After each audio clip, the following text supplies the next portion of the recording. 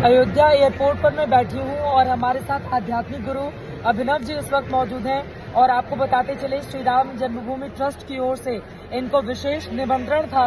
ये जब मुख्य कार्यक्रम चल रहा था प्राण प्रतिष्ठा का, उसमें भी शामिल थे और अभी हमारे दर्शकों के लिए सबसे पहले ये बताइए कैसा लगा वहाँ पर? बहुत आनंद की अनुभूति हुई। कितना भाव विभोर कर देने वाला दृश्य था।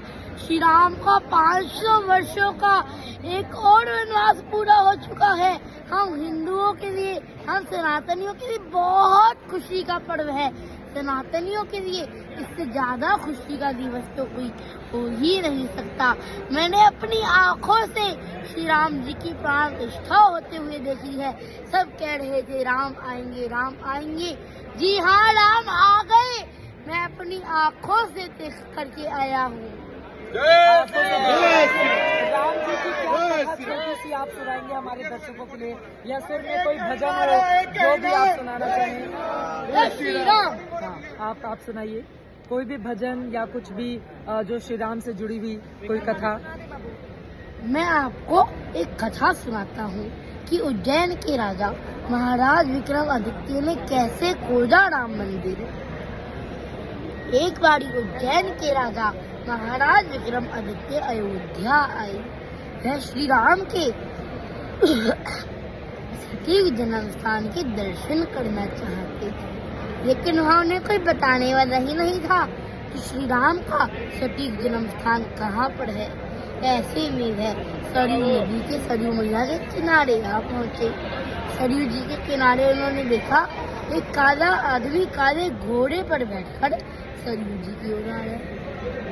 उसने अपने वस्त्र उतारे और वह सरयू जी में स्नान करने चला गया। जैसे ही उसने डुबकी लगाई, एक चमत्कार हुआ। तो चमत्कार हुआ, जैसे ही उसने सरयू जी में डुबकी लगाई, काले आदमी ने वह पूरा काले से सफेद हो गया। यह चमत्कार देख महाराज विक्रमादित्य हैरान रह गए, क्या था ये, क्या हुआ?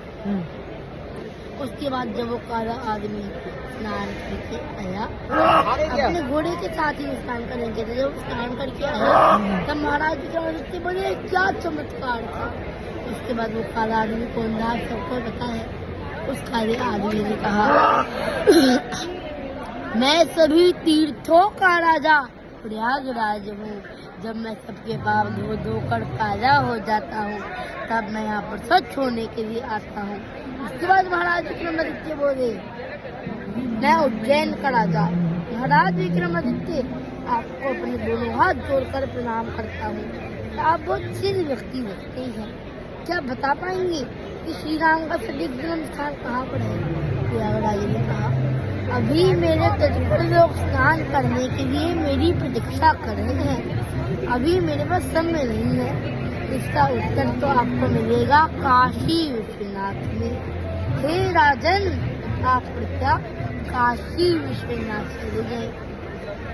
अब महाराज विक्रमादित्य काशी विश्वनाथ जा रहे हैं, लेकिन भक्त को तो अपने भगवान के दर्शन करने का बहाना चाहिए होता है। आए तो थे राम जन्मभूमि के दर्शन करने, लेकिन अब पहले जा रही हैं भोले बाबा के दर्शन करने। मैं धीरे धीरे काशी विश्वनाथ पहुंच गई। काशी विश्वनाथ में उन्हें एक ब्राह्मण भी थे।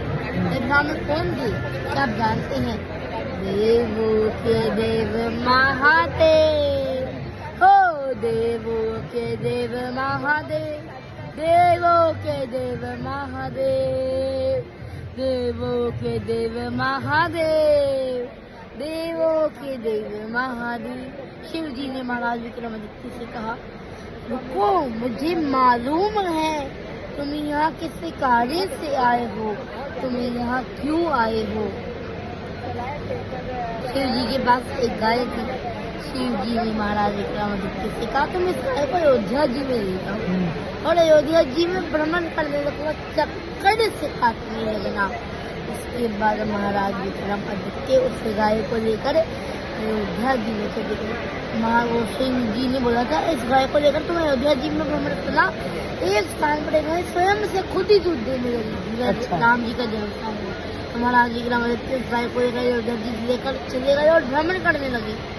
एक स्थान पर वह गाय स्वयं से दूध देने लगी। अब वो कौन सा स्थान होगा? राम जन्मभूमि।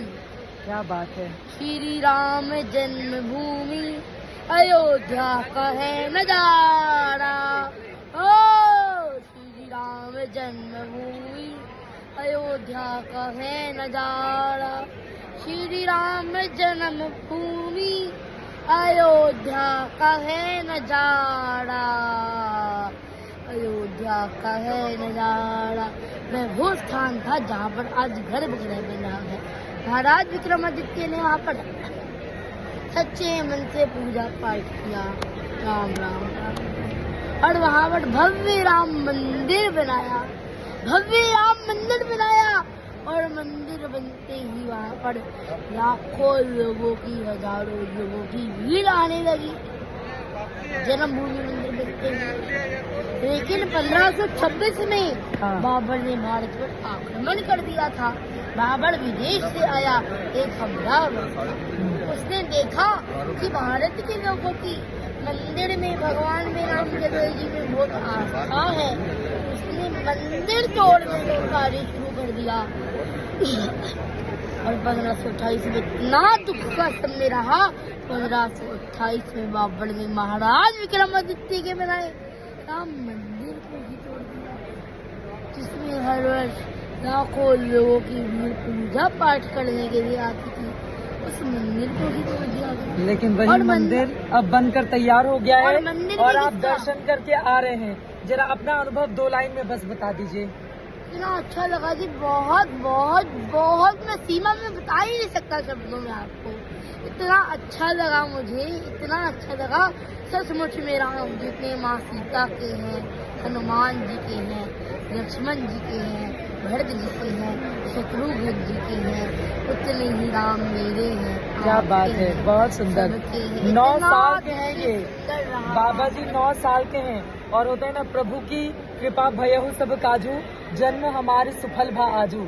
कम से कम इनकी बातों को सुनकर, इनकी वाणी को सुनकर यही नजर आता है बच्चा बच्चा राम का। अब देखिए भगवान श्री राम के किस काम का आ रहा है। उनकी कथा को कितने सुंदर शब्दों में ये वर्णित कर रहे हैं। 9 साल इनकी उम्र है। मोहिनी सी इनकी सूरत और मूरत है और इनकी वाणी पर ऐसा लगता है सरस्वती जी विद्यमान है। अयोध्या एयरपोर्ट पर हम लोग यहाँ पर बैठे हुए हैं। जय श्री राम। अयोध्या पर सरयू नहाना, तन मन को पावन कर जाना। ये सरयू का पानी, इसकी पावन कहानी, ऋषि मुनियों ने महिमा बखानी।